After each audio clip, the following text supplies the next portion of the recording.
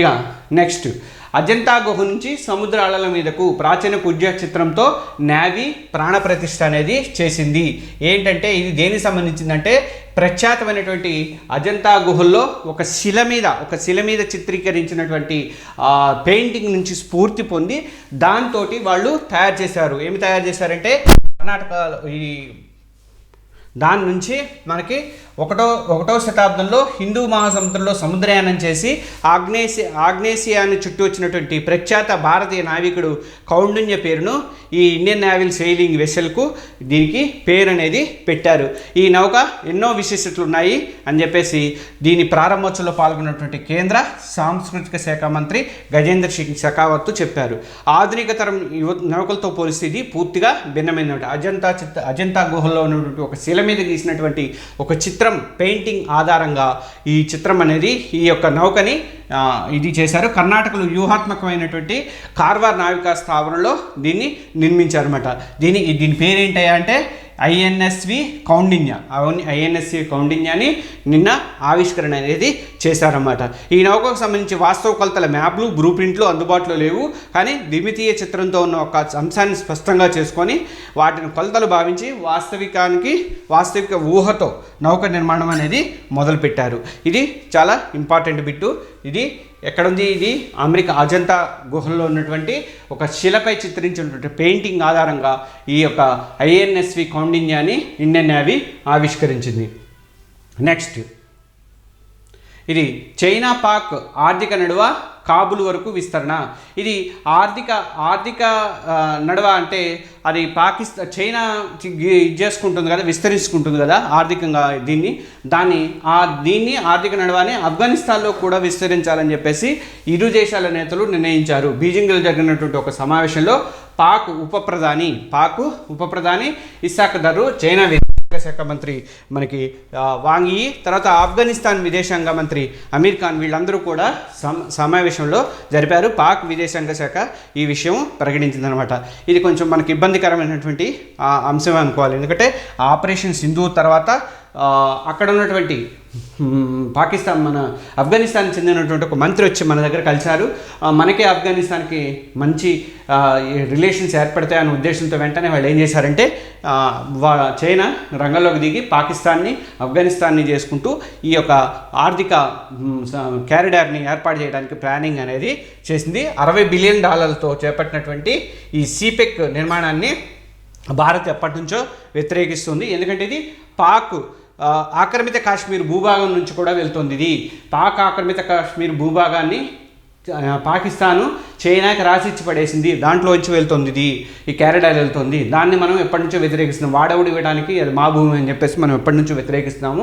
అయినప్పటికీ కూడా అది కొనసాగుతుంది. దాన్ని ఇప్పుడు దీంట్లో ఆఫ్ఘనిస్తాన్ కూడా భాగం చేయబోతోంది.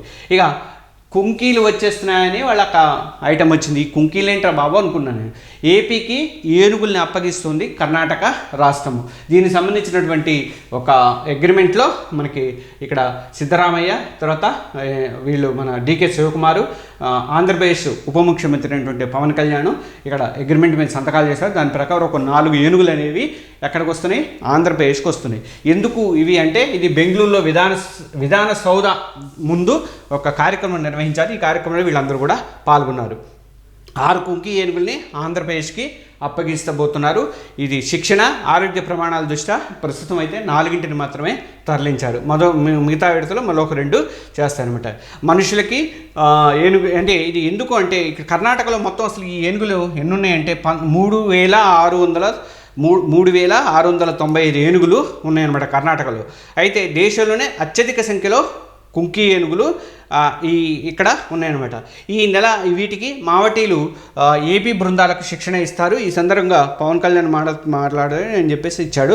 అయితే ఇది దేనికి సంబంధించింది అంటే కుంకి ఏనుగులు ఏం చేస్తాయన్నది ఇక్కడ ప్రధానమైనటువంటి అంశం. ఇక్కడ ఉంది చూడండి. ఇది కుంకి ఏనుగులు పూర్తి స్థాయిలో శిక్షణ పొందిన ఏనుగులు ఎక్కడైనా ఏనుగులు గుంపు దాడినప్పుడు, ఎందుకంటే ఆంధ్రప్రదేశ్కి చాలా దారుణంగా ఏనుగుల గుంపు వస్తుంది. ప్రతిసారి రావడం పంటలు నాశనం చేయడంతో పాటు మనుషులు కూడా తొక్కి చంపేస్తున్నాయి. అలాంటి సందర్భాలలో కుంకీలకి పూర్తి శిక్షణ ఇస్తే కుంకీలు చూస్తే పారిపోతాయి అనమాట. ఏనుగుల గుంపులు దాడికి దిగినప్పుడు ఈ కుంకీల్ని దిగుతారన్నమాట. ఏనుగుని తరిమి కొట్టడంలో ఈ కుంకి ఏనుగులు అనేవి కీలకమైనటువంటి పాత్ర పోషిస్తాయి.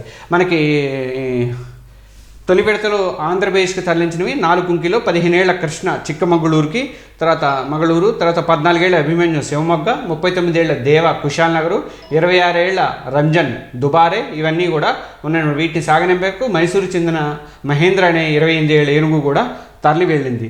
అది ఏనుగులు దాడి చేయకుండా వాటికి ఇవి కనిపిస్తే అవి దాడి చేయకుండా వెళ్ళిపోతాయి అన్నమాట. మనకేంటంటే మనం కోతుల్ని చేయడానికి కొండ ముచ్చులు పెడతాం కదా, ఆ టైప్ అనుకోండి ఇది. కాకపోతే అవి కూడా ముదిరిపోయినాయి ఇప్పుడు. తర్వాత E0 FIR అనేది ఒకటి స్టార్ట్ అయింది. ఏంటి ఇది అంటే ఢిల్లీలో ప్రారంభమైంది ఈ పైలట్ ప్రాజెక్టు. ఇది దేశవ్యాప్తంగా కూడా త్వరలో అమలు చేస్తామని చెప్పేసి కేంద్ర హోంశాఖ మంత్రి అమిత్ షా ప్రకటించారు. ఏంటి అంటే సైబర్ నేరాల విచారణను మరింత వేగవంతం చేసి వాటిని నేరస్తుల్ని తొందరగా పట్టుకోవడానికి, బాధితులు పోగొట్టుకున్నటువంటి సొమ్ముని తొందరగా రికవరీ చేయడానికి ఉద్దేశించిందే ఇది E0 FIR అన్నమాట.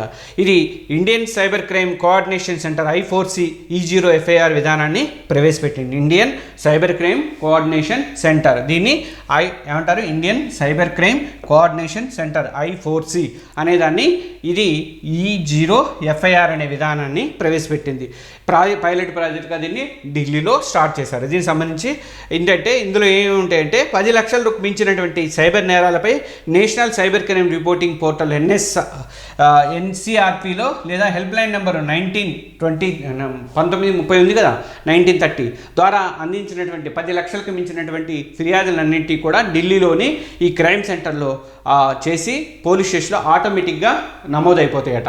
ఈ నెంబర్కి ఫోన్ చేసి మాకు 10 లక్షల కంటే ఎక్కువ పోయినాయని చెప్పి మనం ఎప్పుడైతే సైబర్ క్రైమ్ నుంచి మనం దాడుల నుంచి పోగొట్టుకున్నామో అది వాళ్ళకి చెప్తే వెంటనే వాళ్ళు E0 FIRని నమోదు చేసి పడేస్తారన్నమాట.